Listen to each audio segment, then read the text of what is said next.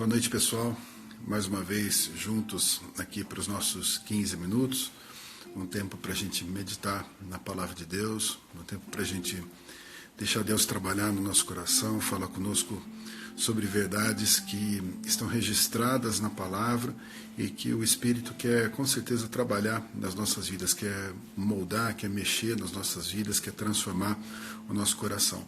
Eu convido então você para caminhar com a gente esses próximos minutos, ficar com a gente esse tempo e também compartilhar essa mensagem com quem você puder, para que possa ser bênção também na vida de outras pessoas. E hoje eu quero trazer para vocês a lembrança de uma passagem, de um momento do nosso Senhor Jesus, em que ele está junto com os discípulos no final do seu ministério, na despedida praticamente do seu ministério. Jesus teve um ministério muito intenso, um trabalhar muito intenso junto com os apóstolos, com aqueles que estavam caminhando com ele.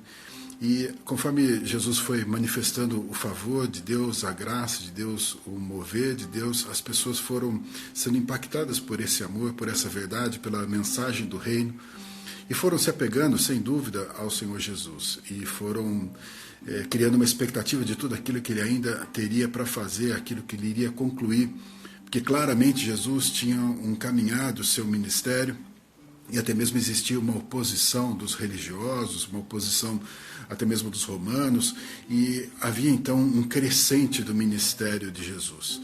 E num dado momento, Jesus inicia uma explanação, uma explicação a respeito da sua ausência, a respeito do tempo que ele teria para partir.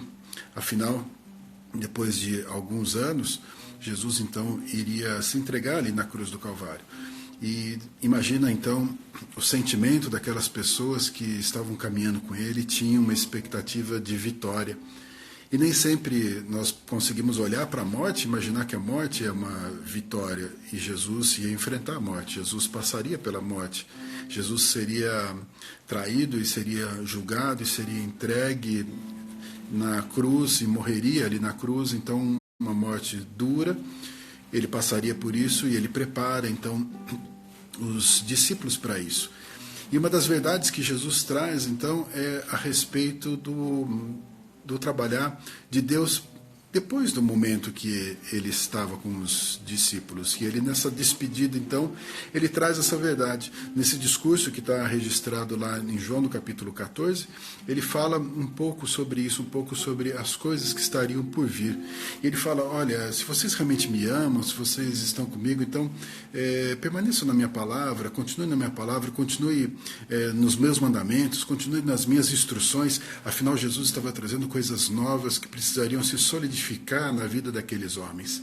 E aí ele traz uma verdade reveladora, quando ele diz, olha, eu rogarei ao Pai, e o Pai vos dará um outro Consolador, a fim de que esteja para sempre com vocês. E Jesus, então, estava falando do Espírito Santo, de algo que eles não tinham experimentado, que eles não conheciam, mas que eles teriam, então, como um privilégio, um mover de Deus sobre a vida deles. Eu quero falar, então, com vocês sobre essa passagem, especificamente sobre esse vir do Espírito Santo, prometido por Jesus como um consolador naquele momento. A experiência que os discípulos tinham com Jesus era uma experiência com Jesus pessoal, aquele que estava junto com ele. Nós não temos essa experiência de ter caminhado com Jesus pessoalmente, nós temos uma experiência espiritual com o Senhor Jesus. E nós temos uma experiência com o Espírito Santo, nós temos uma experiência com Deus, mas todas elas são experiências espirituais. Aqueles homens se sentiriam com certeza abandonados, sozinhos, e o próprio Senhor Jesus diz, olha, eu não vou deixar vocês órfãos, garantindo que eles teriam um cuidado, que eles seriam cuidado, que o próprio Senhor Jesus estaria com eles. Ao declarar que o Espírito Santo, então, estaria com eles e que seria enviado do Pai, na figura, então, de um Consolador, Jesus abre para nós a ideia da presença do Espírito Santo em nós. Ele diz que o mundo não pode receber, o mundo não conhece, não consegue receber esse Espírito, e ele, então, ele é exclusivo para os filhos. Então, pensa que quando ele fala isso, e ele traz essa novidade, ele está dizendo que o Espírito estaria em nós. não estaria simplesmente junto com a gente, não estaria simplesmente ao nosso redor, mas estaria em nós. Jesus tinha caminhado esse tempo junto com os discípulos, ao lado dos discípulos. E muitas vezes nós queremos que Deus esteja realmente perto de nós. Nós queremos que Deus esteja próximo de nós, nós clamamos, nós pedimos e nós rogamos para que Deus esteja perto de nós. Mas se nós olharmos para essa passagem, olharmos para essa promessa e para aquilo que foi realmente concluído mais adiante, o Espírito Santo está em nós. Então a gente pode dizer que se ele estiver do nosso lado, ele está perto de nós. Nós podemos dizer que ele, então, se estiver colado com a gente, ele está mais perto ainda de nós. Mas se ele estiver dentro de nós, não existe lugar mais próximo, mais perto, mais íntimo para o Senhor estar do que dentro de nós. E essa foi a promessa do nosso Senhor Jesus ao dizer que ele rogaria o Pai e o Pai enviaria o Espírito Santo para que ele estivesse em nós. Ele usa exatamente essa expressão, ele estará em nós, dentro de nós. Isso faz com que eu e você possamos rogar ao nosso Pai em qualquer momento.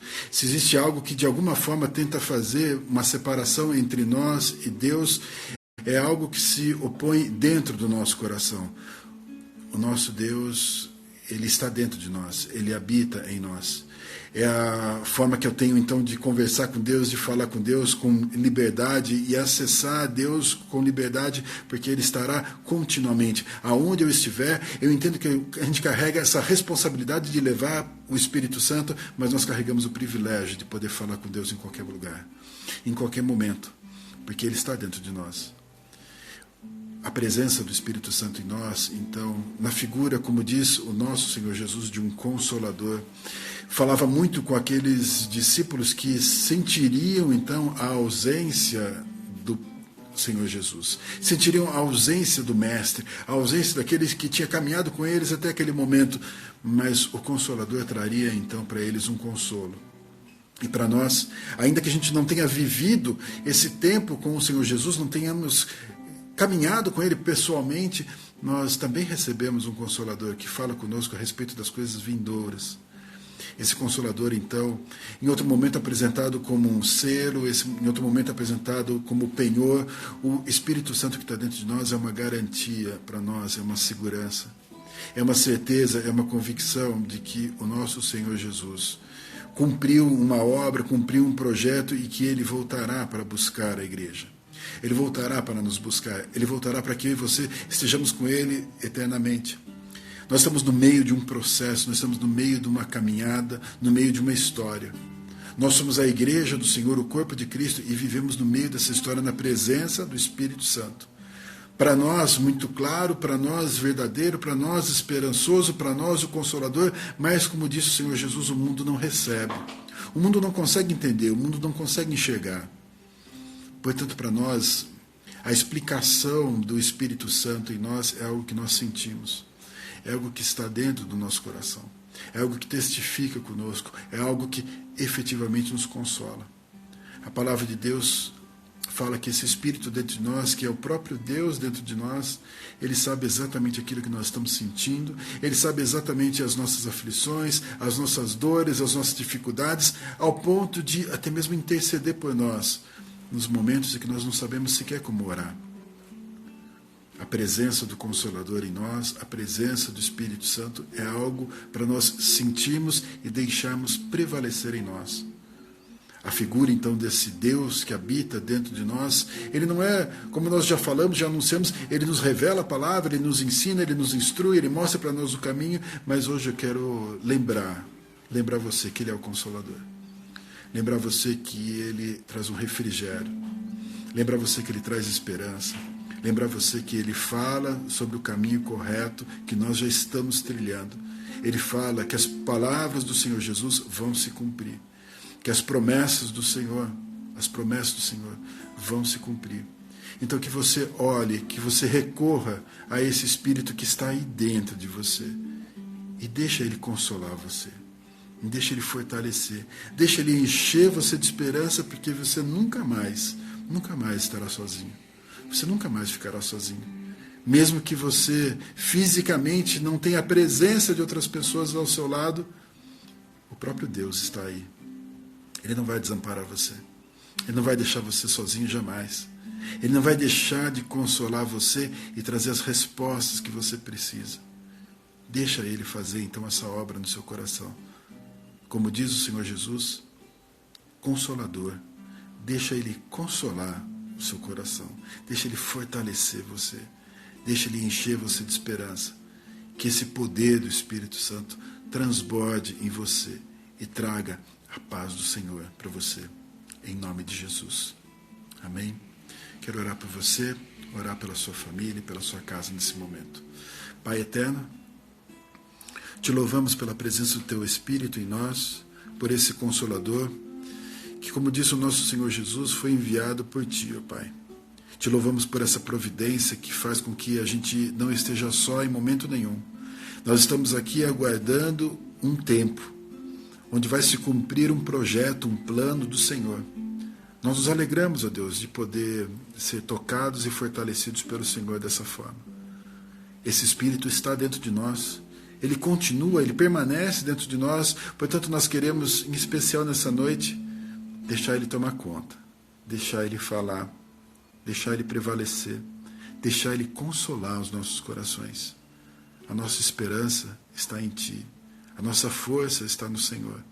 Que essa verdade desse Espírito que nos consola possa prevalecer a despeito de todas as lutas e dificuldades e angústias que nós passamos. Que o Senhor fale conosco. Que o Senhor nos abençoe. Obrigado, Deus, por essa providência completa para as nossas vidas. Nós queremos declarar nessa noite que nós não estamos só. Que o Senhor está em nós.